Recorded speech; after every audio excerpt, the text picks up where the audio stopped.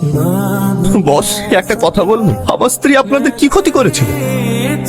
তোর বউ কোনো ক্ষতি করেনি। আমি কারো কষ্ট সহ্য করতে পারি না, আর তাছাড়া মায়া আমার কাছে আবদার করলো, তাই তোর বউকে উপরে পাঠিয়ে দিয়ে।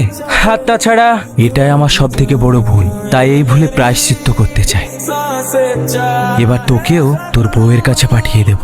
কিন্তু বস, আমি আপনার কি ক্ষতি করেছি? কি ক্ষতি করেছি? তোদের সবাইকে রাস্তা থেকে কুড়িয়ে এনে বাড়ি গাড়ি সব বাড়িয়ে দিয়েছি, আর তোরা আমার সাথে বেইমানি করছিস। না বস, আপনাকে এসব কথা কে বলেছে? আমি যতদিন বেঁচে থাকবো আপনার গ্যাংয়ের হয়ে কাজ করবো।